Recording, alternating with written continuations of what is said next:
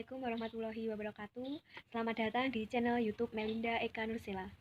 Di sini saya akan menceritakan dari isi buku yang saya review kemarin dengan judul Diponegoro Kesatria Perang Jawa.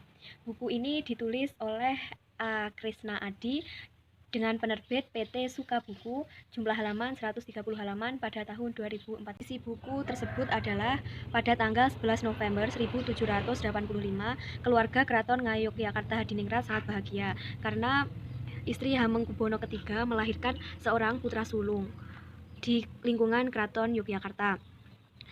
Bayi tersebut merupakan cucu dari Sultan Hamengkubuwono II dan cicit dari Sultan Hamengkubuwono I. Bayi tersebut diberi nama Mustahar.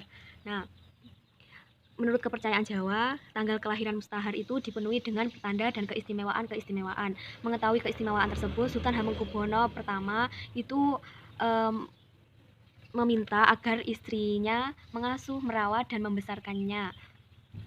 Terus, dengan seiringnya waktu, Mustahar berganti nama menjadi BRM Ontowiryo. Ontowiryo sendiri itu diberikan oleh Sultan Hamengkubuwono II beserta gelarnya Bendoro Raden Mas atau BRM pada tahun 1805.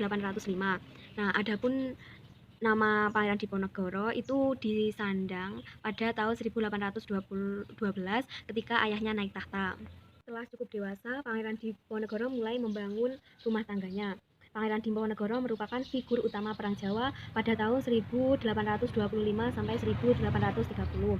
Nah, setelah Sultan Sepuh naik sebagai raja, kejadian yang mengguncang jiwa Pangeran Diponegoro itu antara lain diangkatnya Raden Tumenggung Sumodipuro dari Jepang yang bukan kerabat keraton oleh pemerintah Hindia Belanda sebagai patih untuk menjalankan pemerintahan Sultan Hamengkubuwono III dengan gelar Patih Danurejo keempat. Nah, beliau mengangkat beberapa pegawai yang ditugaskan untuk memungut pajak rakyat atau pajak pintu. Nah, mengetahui kenyataan tersebut, Pangeran Diponegoro sedih bercampur marah karena seharusnya pejabat itu mementingkan kehidupan rakyat, tetapi justru malah memperkaya sendiri dan tidak memperhatikan kehidupan rakyat. Semenjak Sultan Hamengkubuwono III meninggal di tahun 1814, ia digantikan oleh putranya Pangeran Adipati Anom yang bernama Jarot sebagai Sultan Hamengkubuwono yang keempat. Nah, Sultan Hamengkubuwono yang keempat ini merupakan adik Pangeran Diponegoro tetapi lain ibu. Nah, saat naik tahta, BRM Jarot itu masih berusia 13 tahun. Melalui kebijakan-kebijakan yang disepakati oleh Sultan Hamengkubuwono yang keempat bahwa tanah-tanah milik rakyat itu banyak disewakan untuk kepentingan pemerintahan Hindia Belanda. Keadaan ini semakin membebani rakyat karena ekonomis tanah yang dipakai sebagai lahan nafkah itu dibuat rakyat semakin sempit dan kekuasaan ditambah besar oleh orang asing. Pada tanggal 6 Desember 1822, Sultan Hamengkubuwono yang keempat secara mendadak meninggal di acara pesiar. Pangeran Diponegoro dituduh atas meninggalnya adiknya tersebut, sehingga Pangeran Diponegoro bertanggung jawab. Pada bulan Desember 1822 juga, itu diangkatlah Bendoro Raden Mas Gatot-Meno sebagai Sultan Hamengkubuwono yang kelima. Menurut Pangeran Diponegoro, menganggap bahwa meski BRM Gatot-Meno dinobatkan sebagai Sultan Hamengkubuwono yang kelima, namun itu hanya sebagai simbol jabatan saja, karena kenyataannya sistem pemerintahan justru dijalankan oleh Patih Danurejo yang keempat yang berpihak pada kepentingan Belanda. Dalam Babad Diponegoro yang disusun oleh Pangeran Haryo Suryonegoro dan Patih Danurejo kelima, bahwa yang menyebabkan pecahnya Perang Jawa itu pengangkatan Dewan Perwakilan bagi Sultan Hamengkubuwono yang kelima. Sementara kalangan keraton tidak menyetujui bahwa pengangkatan Pangeran Diponegoro sebagai Dewan Perwakilan, antara lain Patih Danurejo keempat dan Mayor Wironegoro, mereka pejabat tujukan pemerintah kolonial Belanda sehingga tunduk pada pemerintahan Belanda. Pada tanggal 19 Desember 1822, upacara penobatan Sultan Hamengkubuwono kelima berlangsung tanpa kehadiran Pangeran Diponegoro, dan Pangeran Diponegoro merasa diabaikan. Akhirnya Patih Danurejo keempat ke Tegarjo untuk meminta permohonan maaf atas kelalaian karena tidak mengundang Pangeran Diponegoro dalam penobatan.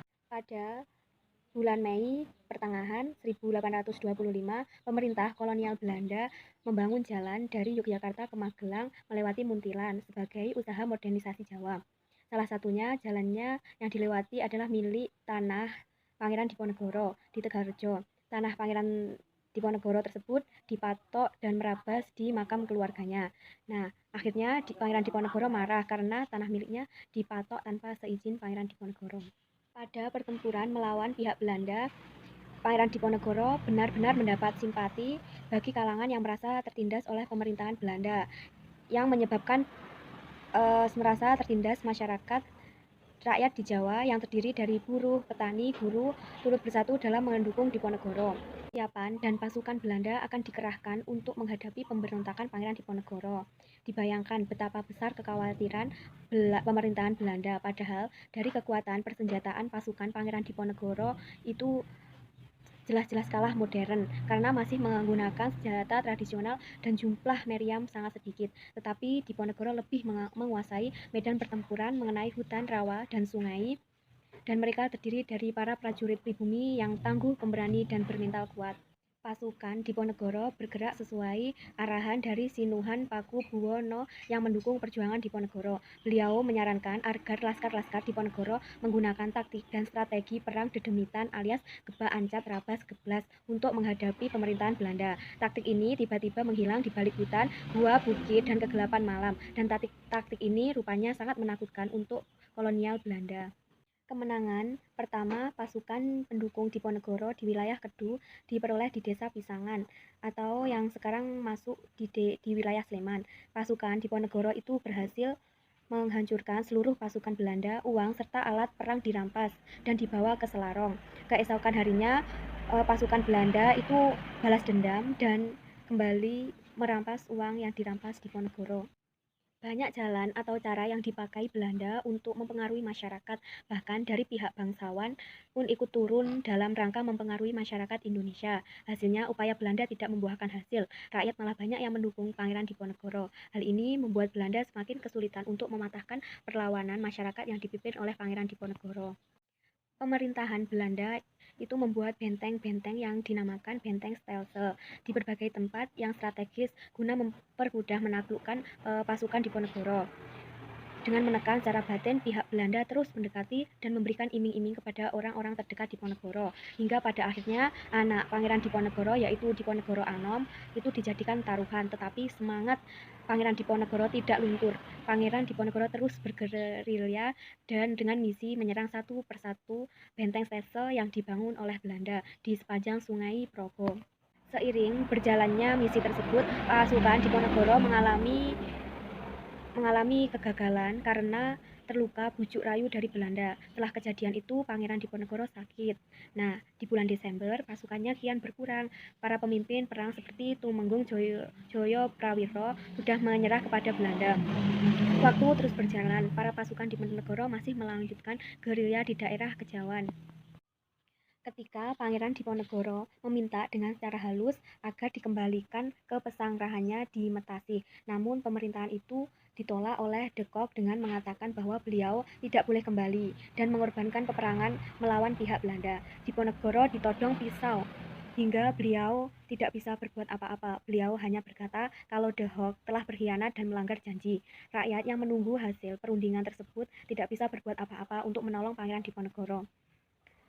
Dengan ditangkapnya Pangeran Diponegoro oleh Jenderal De Kock menyatakan bahwa Perang Jawa itu telah selesai dan akan membawa Pangeran Diponegoro ke Batavia untuk dilaporkan kepada Jenderal Van de Bos. Nah, di situ Pangeran berusia 70 tahun. Akhirnya Pangeran Diponegoro wafat dan dimakamkan di Makassar. Setelah mendengar kematian Diponegoro, para pasukan yang ada di Jawa tetap melakukan perlawanan di daerah Madura, Semarang. Oke guys, terima kasih sudah menonton video ini sampai akhir. Mohon maaf bila dalam menceritakan isi buku banyak kekurangan atau pengucapan. Mohon dimaafkan karena segala kekurangan itu hanya milik manusia dan semua kelebihan itu hanya milik Allah Subhanahu wa taala. Sekian, wassalamualaikum warahmatullahi wabarakatuh. See you.